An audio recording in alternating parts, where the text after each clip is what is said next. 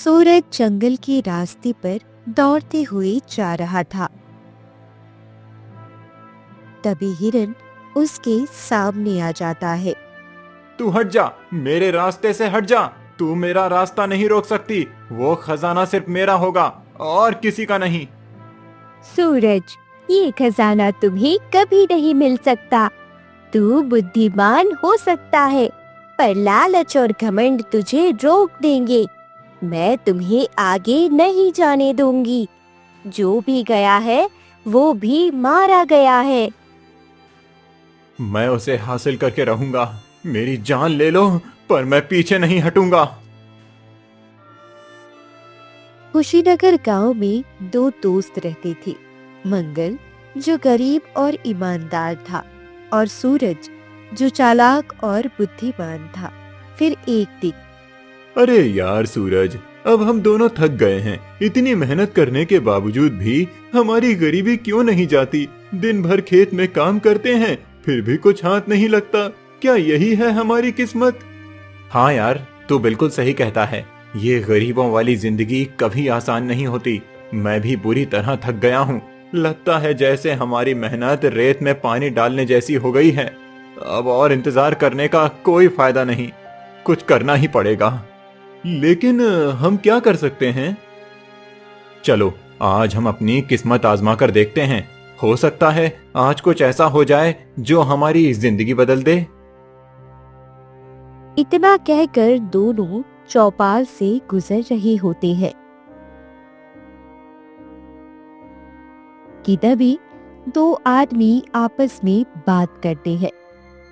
अरे तुमने देखा, जंगल में एक बूढ़ी औरत रहती है जो किसी का भी भविष्य बता देती है। सुना है जो भी उससे मिलता है उसकी किस्मत पूरी तरह बदल जाती है। हाँ हाँ, मैंने भी यही सुना है। सोच रहा हूँ आज ही जाकर उससे मिलूं, शायद मेरे लिए भी कुछ अच्छा हो। वही तो, इतनी पहुंची हुई औरत शायद भगवान ने भेजी हो किसी की तकदीर बदलने के लिए। जो उसे सही समय पर मिलता है उसका जीवन पूरी तरह बदल जाता है। हाँ चलो, आज ही कोशिश करते हैं। देर करने का कोई फायदा नहीं, किस्मत भी तो जल्दी नहीं आती। ये दोनों की बातें दोनों दोस्त सुन लेते हैं और कहते हैं, सच में सूरज, बूढ़ी औरत इतनी पहुंची हुई है, हमें भी उससे मिलना चाहिए। आखिर हमें भी तो अपनी किस्मत बदलनी है। शायद यही हमारी जिंदगी का मौका है। हाँ यार, गरीबों की जिंदगी से मैं बुरी तरह थक गया हूँ। अब और मेहनत करने से ज्यादा जरूरी है सही राह पकड़ना। चलो, आज आजमा कर देखते हैं, शायद आज हमारी किस्मत बदल जाए। फिर दोनों घने जंगल में कई घंटे खोजते हैं, पर बूढ़ी औरत नहीं मिलती। अरे यार, मैं तो इतनी देर से ढूंढते ढूंढते थक गया हूँ। यहाँ पर कोई बूढ़ी औरत ही नहीं दिखती। कहीं हम बेवकूफ तो नहीं बन गए? शायद उन दोनों गांव वालों ने हमसे मजाक किया, पर कोई बात नहीं, हमें धैर्य रखना होगा। शायद अभी सही समय नहीं आया। तभी उनके सामने अचानक एक बूढ़ी औरत आ जाती है। ओह, तो तुम आ गए अपनी किस्मत आजमाने। तुम्हारे साहस और धैर्य ने तुम्हें यहाँ तक पहुँचाया है। क्या मतलब? हम समझ नहीं पा रहे हैं। तुम्हारे भाग्य में कुछ और ही लिखा है। तुम में से एक नेक दिल है और एक तेज बुद्धि वाला। दोनों की ताकत अलग अलग है, पर दोनों का भविष्य महत्वपूर्ण है। ये आप क्या कह रही हो बुढ़िया माई? क्या लिखा है हम दोनों के भविष्य में? कल रात मुझे एक सपना आया। भगवान ने कहा कि तुम्हारी किस्मत का बंटवारा मेरे हाथ से होगा। अब तुम्हें ही तय करना है कि किसे किसका भाग मिलेगा। इतना कहकर बूढ़ी औरत दो मटके सामने रख देती है।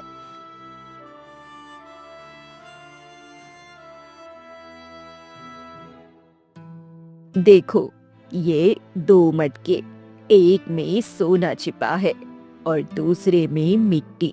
दोनों बिल्कुल एक जैसे लगते हैं। जो मटका तुम चुनोगे वही तुम्हारी किस्मत होगी। पर याद रखना, किस्मत का असली रंग तुरंत नहीं दिखेगा। इसे 1 साल तक सुरक्षित रखना होगा, तभी सच सामने आएगा। धैर्य रखना और समझदारी से चुनाव करना। जिंदगी में कभी-कभी छोटे फैसले भी बहुत बड़ी किस्मत बदल देते हैं। अब तुम किस मटके को चुनोगे? जो भी तुम चुनोगे वही तुम्हारा भविष्य तय करेगा। अगर मैं अपनी चतुराई दिखाऊं और थोड़ा चालाकी से काम लूं, तो शायद बूढ़ी को बेवकूफ बना सकूं। ये मटका मैं जीत कर ही रहूंगा। देखो, मैं तुम्हारे सामने सम्मान से खड़ा हूं और मुझे ये सोने वाली मटकी चाहिए। मैं अपने दिल की सुनूंगा और अपनी किस्मत आजमाने के लिए तैयार रहूंगा। किसी चालाकी में नहीं पड़ूंगा। सही समय पर सही निर्णय लेना ही सबसे बड़ी ताकत है। मुझे मिट्टी वाला घड़ा चाहिए। ये मटका सही रहेगा। इसमें मेरा भाग्य छुपा है। मैं इसे ही चुनूंगा। ठीक है, मैं इसे अपनाऊंगा। शायद यही मेरा रास्ता है। किस्मत का असली रंग अभी सामने नहीं आया है। दोनों मटके खोलकर मत देखना। इसे 1 साल तक सुरक्षित रखना। 1 साल बाद ही तुम्हें सच दिखाई देगा कि किसने किस्मत में क्या पाया है। ठीक है, अब मैं इस मटके को नहीं तोड़ूंगा। इसे साल भर संभाल कर रखूंगा। जैसा आपने कहा, धैर्य रखना ही असली ताकत है। हाँ, मैं भी इसे नहीं तोड़ूंगा। 1 साल तक संभाल कर रखना ही अब मेरी जिम्मेदारी है। फिर दोनों मटके लेकर अपने अपने घर की ओर चल देते हैं, मन में उत्सुकता और थोड़ी घबराहट के साथ। अब देखना, साल भर बाद सच क्या निकलता है। समय आने पर सामने आएगा। अब बस संयम और धैर्य ही मेरा साथी है। फिर जैसे ही कुछ दिन बीतते हैं, अब और नहीं रुक सकता। मुझसे तो और इंतजार नहीं हो रहा है। ये मटके में सच में सोना है और मैं साल भर कैसे इंतजार करूं? अगर इसे अभी तोड़ लूं तो सारी गरीबी खत्म हो जाएगी। हाँ, यही सही रहेगा। इतना कहकर सूरज मटका तोड़ देता है और उसमें सिर्फ पत्थर निकलते हैं। क्या ये बुढ़िया ने हमें बेवकूफ बनाया? सोना दिखाकर हमें पत्थर पकड़ा दिया। इसे देखकर तो मेरा गुस्सा और बढ़ गया है। मैं इस बुढ़िया को कभी माफ नहीं करूंगा। वहीं दूसरी तरफ मंगल अपने मटके को संभाल कर अलमारी में रखता है। अब मुझे बस 11 महीने इसका अच्छे से ध्यान रखना है। मैं इसे सुरक्षित रखूंगा और समय आने पर सच देखूंगा। तभी सूरज आ जाता है। अरे, तूने अपना मटका तोड़ा नहीं? यार, मैंने तो सोचा था तू भी जल्दबाज होगा। ये साल भर कैसे रख पाएगा? हाँ सूरज, मैंने कहा था ना कि इसे सुरक्षित रखना है। मैं इसे नहीं तोड़ूंगा। अरे हाँ, मैं तो तोड़कर भी देख चुका हूँ। उसमें कुछ नहीं निकला, सिर्फ पत्थर था। बुढ़िया ने हमें बेवकूफ बना दिया और तू सोच रहा है कि मिट्टी वाले मटके में कुछ होगा? देखो सूरज, अगर इसे तोड़ दूं तो मैं भी बेवकूफ बन जाऊंगा। बुढ़िया का कोई कारण जरूर होगा। मैं धैर्य रखूंगा और समय आने पर सच देखूंगा। ठीक है, तेरी मर्जी। तुझे उस बुढ़िया की बात पर यकीन करना है तो कर, पर मुझे तो अब बिल्कुल यकीन नहीं है। देखना, साल भर बाद भी तेरी मटकी में कुछ नहीं निकलने वाला है। इतना कहकर सूरज गुस्से में वहां से चला जाता है। मंगल मटका संभाल कर रखता है। दिन बीतते हैं।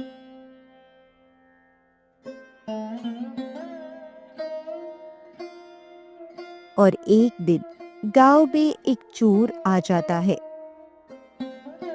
आज मुझे इस गांव में अच्छा खासा धन कमाने का मौका मिला है। सबसे पहले किसके घर जाऊं? हाँ, यही सूरज का घर सही रहेगा। सुना है ये बहुत बुद्धिमान है और जो भी होगा उसने अपनी मेहनत और बुद्धि से कमाया होगा। शायद यहीं मुझे ढेर सारा धन मिल जाए। इतना कहकर चोर सूरज के घर में प्रवेश करता है और सामान खोजने लगता है।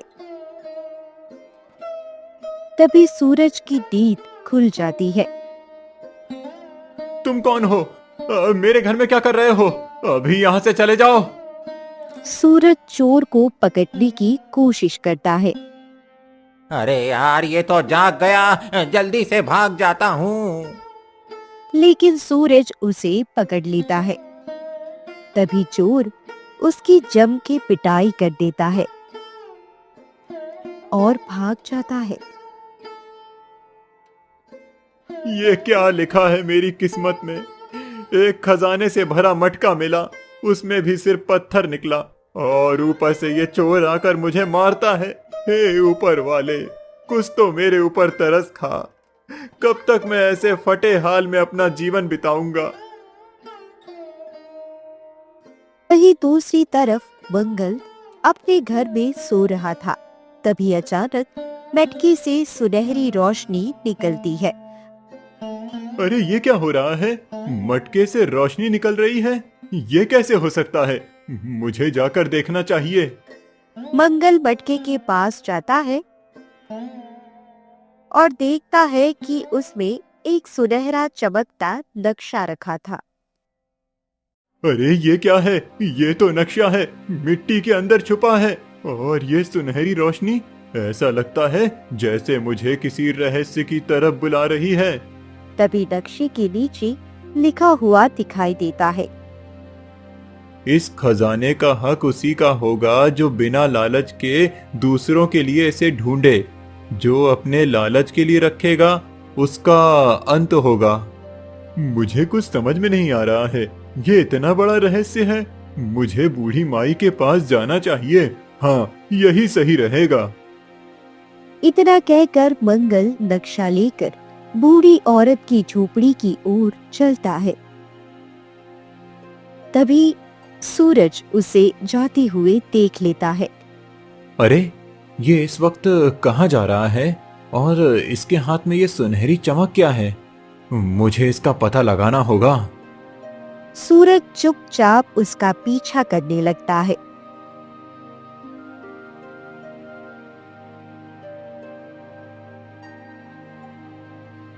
तभी मंगल जैसे ही बूढ़ी औरत के पास पहुंचता है।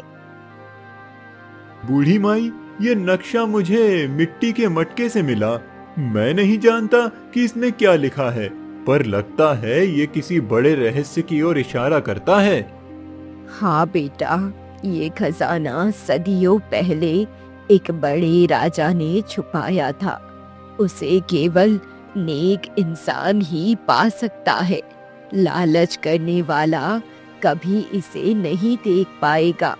नेक इंसान? यानी इसका मतलब है कि इसे पाने के लिए दिल साफ होना चाहिए। कोई भी लालच इसे पाने की राह में बाधा बन सकता है।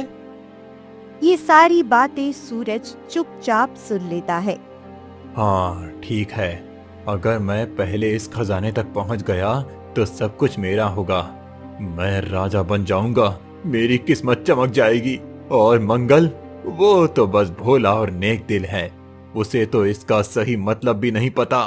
अब मेरा समय है।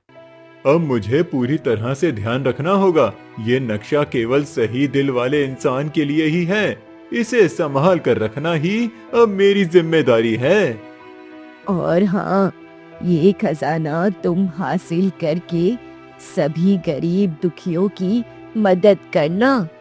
हाँ, मैं भी यही सोच रहा हूँ।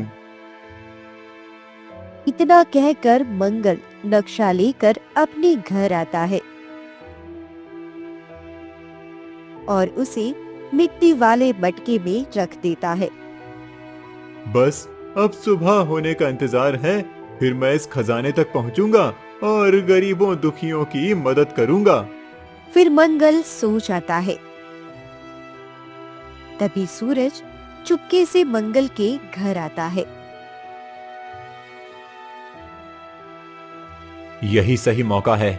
अब मैं इस नक्शे को चुरा लूंगा। और खजाने तक पहुंच जाऊंगा। मेरी किस्मत चमकने वाली है। फिर सूरज नक्शा चुराकर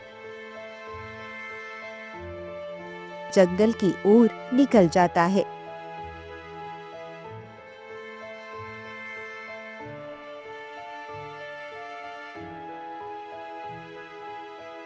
थोड़ी दूर जाने के बाद रास्ते में अचानक एक जादुई हिरन दिखाई देता है जो सूरज को आगे बढ़ने से रोकता है। तुम्हारे मन में लालच है। जो भी लालची व्यक्ति उस रास्ते पर गया वो कभी लौटकर नहीं आया है। तुम जिद छोड़ दो, आगे मत बढ़ो, नहीं तो। मैं तुम्हारी बकवास बातों में नहीं आने वाला। तू ऐसे नहीं मानेगा। रुक जा, अब मैं आगे ही जाऊंगा। सूरज एक मोटा सा डंडा उठाता है और उस हिरन की ओर फेंकता है। हिरन जख्मी हो जाता है, जमीन पर गिर जाता है। अब आया तुझे समझ में कि मेरा रास्ता रोकने का क्या अंजाम होता है। अब खजाना मेरा ही होगा। देखना, अब मुझे कोई नहीं रोक पाएगा। सूरज घमंड और लालच के साथ आगे बढ़ता है।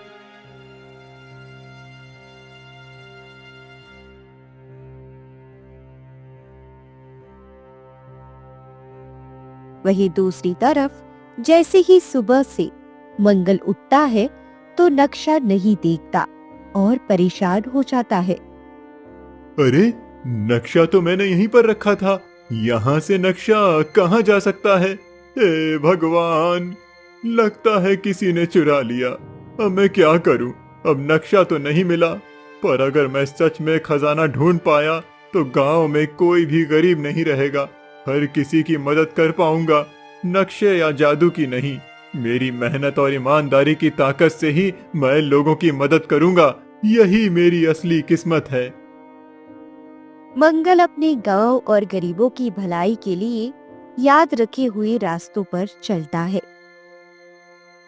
जितना भी नक्शा याद था उसे याद करते हुए। यही सही रास्ता है, मुझे आगे जाना चाहिए।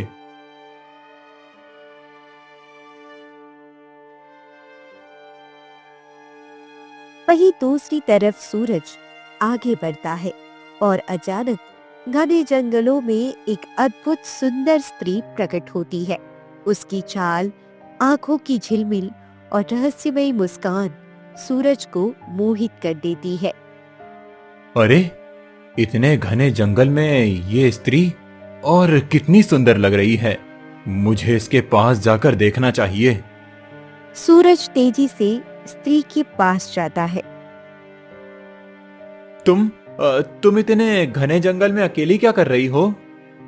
मैं किसी बुद्धिमान व्यक्ति का इंतजार कर रही थी जो मुझे अपनी बाकी की जिंदगी में खुशी और सुरक्षा दे सके। तुम्हारा इंतजार अब खत्म हुआ, क्योंकि मुझसे बड़ा बुद्धिमान कोई नहीं है।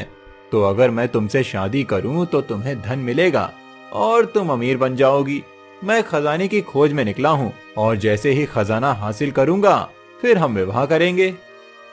इस घमंड और लालच में तू अपनी बुद्धि पर इतना भरोसा करता है, लेकिन यही तेरी कमजोरी बनेगी। और जैसे ही सूरज आगे बढ़ता है वो स्त्री रहस्यमयी रूप में गायब हो जाती है। सूरज आगे बढ़ता है।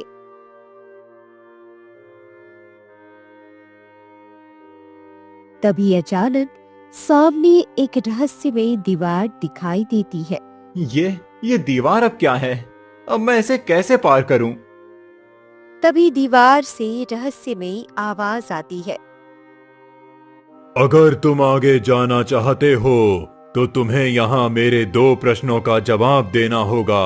पहला प्रश्न ये है कि तुम्हें बिना किसी की मदद लिए केवल अपनी बुद्धि और चतुराई से इसे हल करना होगा। दूसरा प्रश्न भी इसी तरह का है, जो इसे कर लेगा वही आगे बढ़ सकता है। ठीक है, ये चुनौती मेरे लिए किसी रोकने वाली चीज से कम नहीं। अब मेरी बुद्धि ही मेरी ताकत है।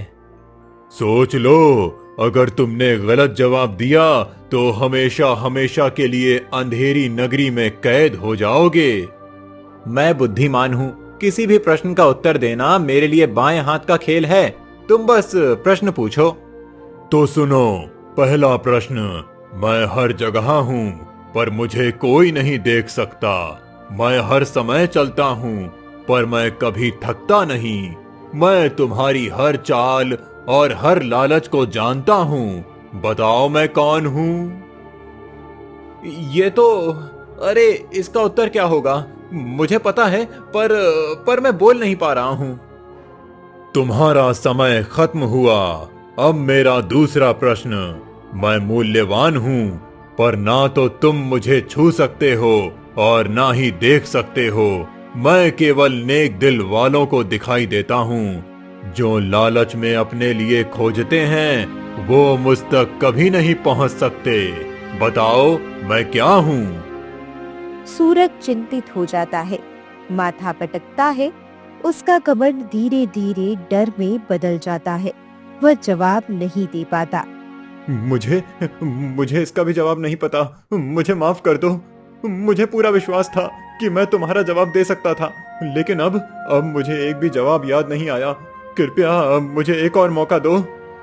नहीं, तुम्हारा घमंड ही तुम्हारा अंत बन गया।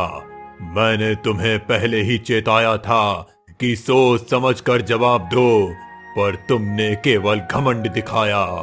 अब तुम्हें हमेशा हमेशा के लिए इस अंधेरी नगरी में फंसना होगा।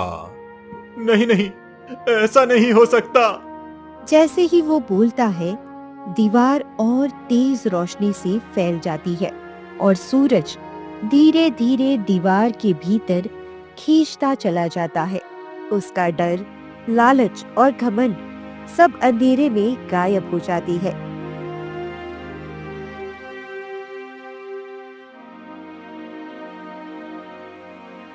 वहीं दूसरी तरफ मंगल जंगल की ओर बढ़ रहा था। तभी रास्ते में वो एक घायल हिरन को देखता है जो दर्द में कराह रहा था। अरे ये क्या? ये हिरण बुरी तरह घायल है। मुझे इसकी मदद करनी चाहिए। मंगल हिरन के पास जाकर उसके जख्म पर ध्यान देता है। तुम्हें क्या हुआ? बताओ, तुम ठीक हो जाओगे। रुको, मैं तुम्हारे कुछ जड़ी बूटियां लगा देता हूँ। मंगल जड़ी बूटियां तोड़कर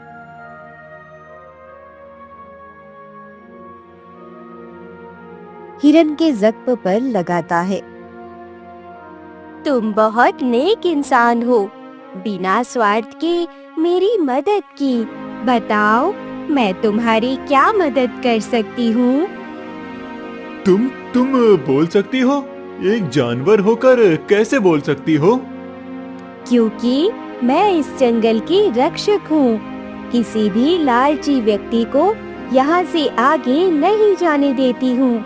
पर तुम वैसे नहीं हो। बताओ मैं तुम्हारी क्या मदद कर सकती हूँ?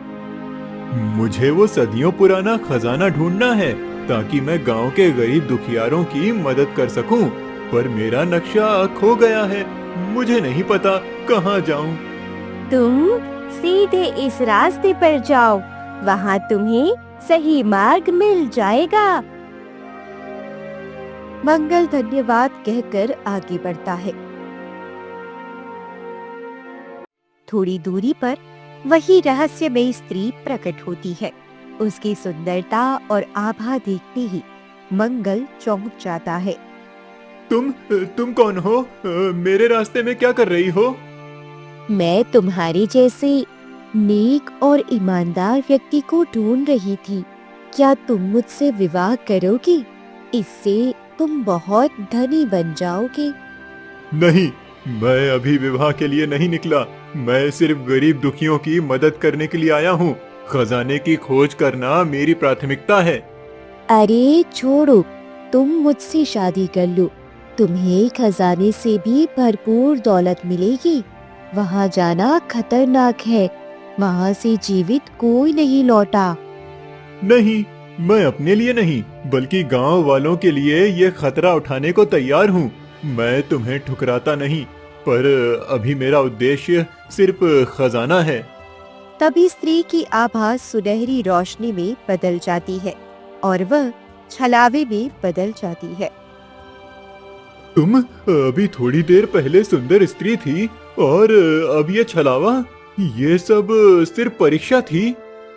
हाँ, यह तुम्हारी परीक्षा थी। तुम लालच में फंसे बिना अपनी प्रतिज्ञा पर डटे रहे। खजाने की चाह में तुमने लालच नहीं दिखाया, इसलिए तुम्हें खजाना मिलेगा। सीधे उस रास्ते पर जाओ, तुम सही मार्ग पर हो। फिर छलावा गायब हो जाता है। मंगल आगे बढ़ता है।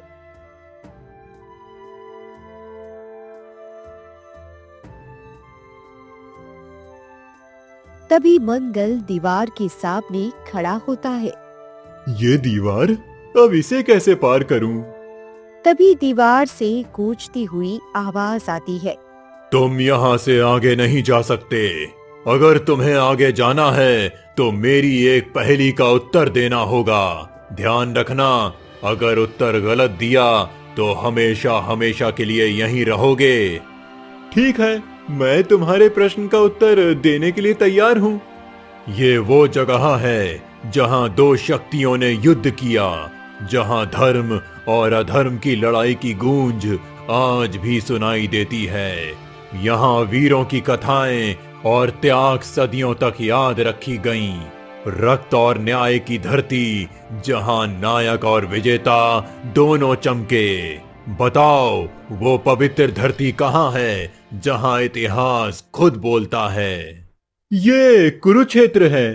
तुमने बिल्कुल सही जवाब दिया है, इसीलिए तुम आगे जा सकते हो। तभी दीवार धीरे धीरे चमकती है और मंगल उसके अंदर चला जाता है।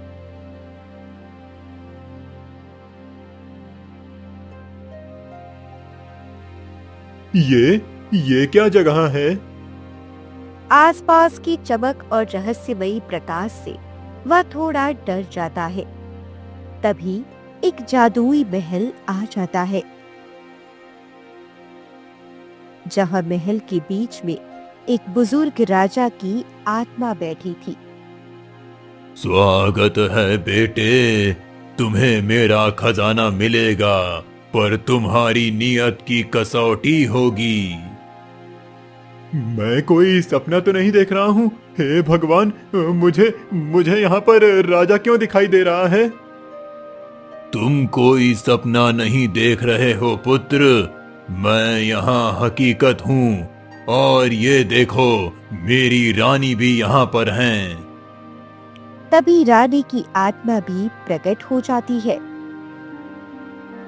और सुनो, मेरा ये खजाना केवल सोना नहीं है, ये एक शक्ति है जो पूरे गांव को हर दुख और विपत्ति से बचाएगी।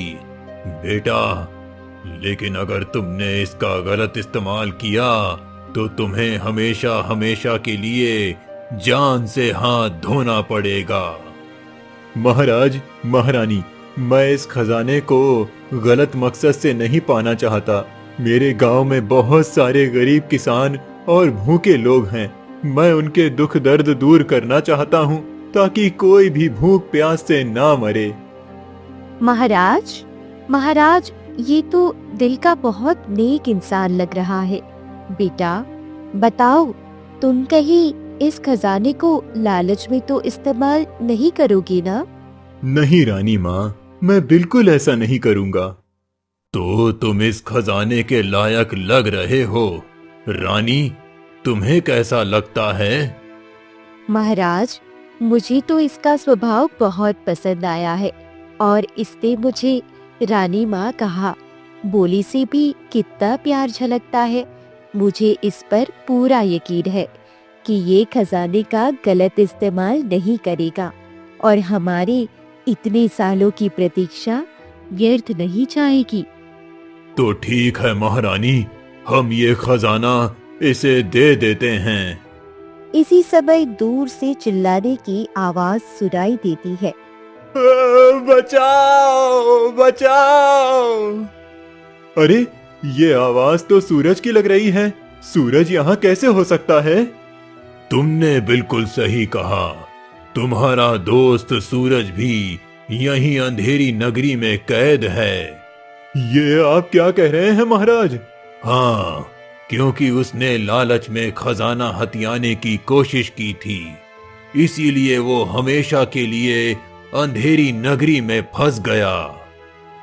महाराज, मैं ये खजाना नहीं चाहता। अगर मेरे दोस्त की कीमत पर मुझे खजाना मिलेगा तो मैं इसे नहीं लूंगा।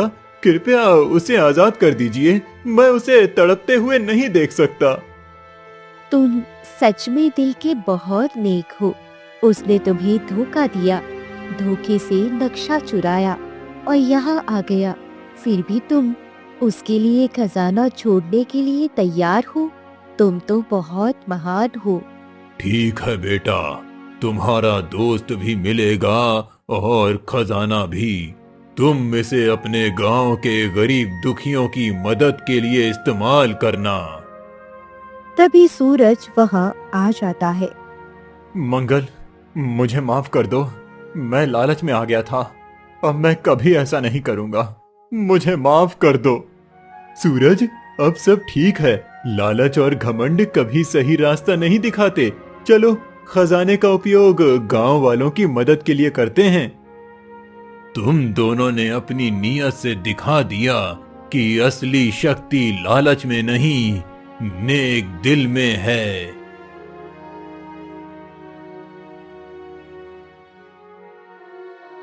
फिर मंगल और सूरज खजाने के साथ गांव पहुंचते हैं। तभी एक औरत बैठकर बहुत रो रही थी। हे भगवान, अब मेरे बेटे का क्या होगा?